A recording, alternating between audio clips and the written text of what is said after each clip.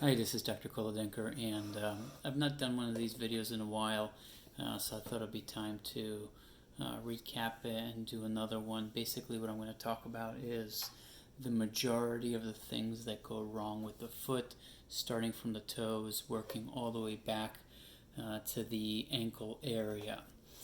And there's going to be a link on the bottom of the page where you can go on my website and look into more details about the diagnosis that I go over. You can always post questions on the bottom, and hopefully we'll be able to get to them, but majority of the answers are going to be found online. If I miss something, I apologize, and hopefully it'll be answered in the questions underneath, but hopefully we don't have to repeat too many things. So we'll start with the tips of the toes. And the most common things that happen around here are going to be ingrown nails. Ingrown nails are usually due to poor cutting of the nails, sometimes ripping of the nail, and that will cause an irritation in the ingrown area of the nail. Ingrown nails can also happen in the lesser digits as well. Other things that happen to toes are hammer toes. Hammer toes is when the toe kind of does one of these things. You'll notice a callus on top, thickened skin area. Sometimes the toes will feel irritated. There might be a callus at the tip of the toes as well. That'll cause an irritation. Other areas around here that'll cause pain into the toes will be something like a neuroma. A neuroma in this space can cause numbness, tingling to these toes. Pain that radiates to the digits can be from a neuroma. Metatarsalgia can cause similar pain. Metatarsalgia is a very common issue that happens where people will complain of pain underneath the ball of the foot right about here or closer to this area. Sometimes there'll be swelling in this region, or there might be swelling near the top of the foot.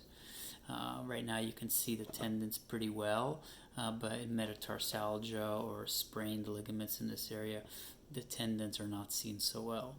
Stress fracture can occur in this area. Also, the tendon will tend to disappear. Arthritis in any of these joints or any part of the foot can happen. Big toe joint right here is the most common area where you can develop gout. So redness, swelling, commonly confused with cellulitis, can be seen in this area. A bunion can be seen in this area. Now I don't have one, but if you imagine this sticking out more to the side, if you have a bump to the side and a bump on top with limited motion of the joint, see, this is good motion. Sometimes if you try to move it in, this is about all that you get. That's more of a hallux limitus or hallux rigidus arthritis in the big toe joint. Treatment tends to be different. You can have arthritis in this area here of the interphalangeal joint that can occur.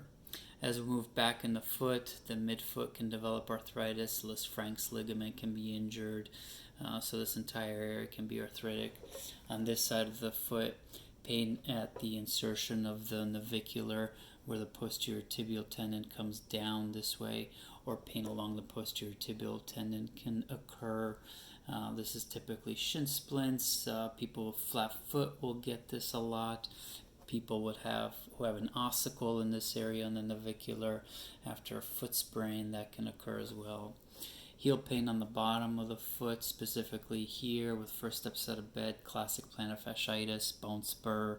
Not a big fan of the term bone spurs. It's commonly misused. It's a big misconception that the bone spurs are creating the pain.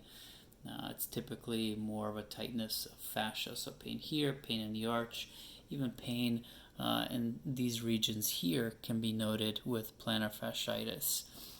Heel pain there. Now, if you continue to have pain, ruling out a stress fracture is really important. Pain back here is going to be more of an Achilles tendonitis. So having insertional Achilles tendonitis, Haglund's deformity, this has to do with tightness of the calf muscle. As we move to the other side of the foot, ankle sprains will typically occur around the lateral ankle. This is the most common area. Base of fifth metatarsal, there's a peroneus brevis tendon that comes right down this way.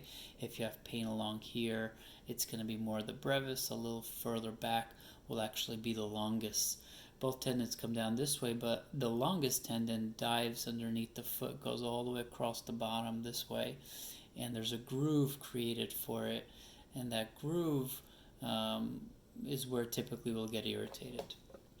Moving back forward, you can get things like a Tailor's bunion, which is basically a bunion but on the other side of the foot, commonly referred to as a Tailor's bunion because tailors used to sit cross-legged this way, and so they would irritate this part of the foot.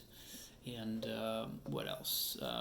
Checking for pulses is important. So there's an artery that runs right down this way.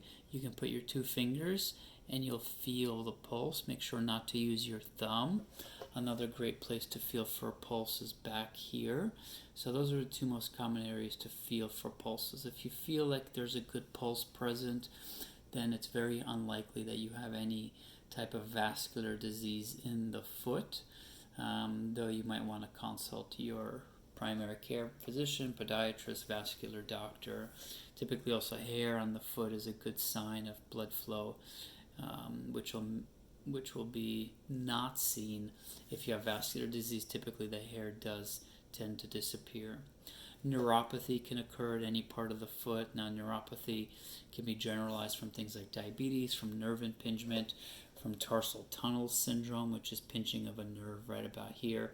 If you tap on this area, what can happen is you feel a sensation going to the toes, and that can be from tarsal tunnel syndrome.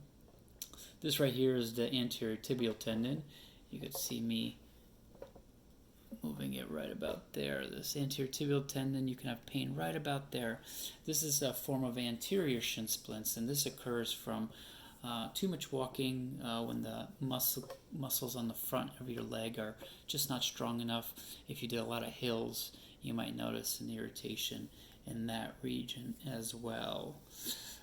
What else can I tell you about the foot? Sometimes you'll have webbing of the toes. Sometimes you'll have extra digits. Those can be surgically corrected. The hammer toes, the bunions, they can be surgically corrected. Metatarsalgia typically inserts is the main option, changing shoe gear. Last option is surgical correction. Soft tissue masses can be seen anywhere in the foot, ganglion cysts, plantar fibromas. All those are very common types of things and should be evaluated by your podiatrist. Ankle sprains can also have pain along here, which is the deltoid ligament on the inside of your ankle. Achilles tendon ruptures typically are right about this area. It's the watershed area. Not the best blood flow to this part of the Achilles tendon. And if you feel through here and there's a divot after an injury, there's a good chance you have a rupture. Sometimes Achilles tendon strains occur and it actually develops a bulbous part of the tendon right about here where there's scar tissue. That's more consistent with Achilles tendinosis. Well, hopefully that summarized a lot of the issues. Actually, I forgot to mention sesamoid pain. So sesamoiditis, there are typically 2 little bones down underneath the ball of the foot. Also a very common area where there's pain. Stress fractures of the sesamoids can occur. Irritation of the sesamoids can occur. This has to do with your activities and the type of shoes that you tend to wear. If there's something that I missed, please ask in the comments section below, and I will try my best to answer it. Have a good rest of the... Hope you have a good rest of your day, and don't forget to subscribe.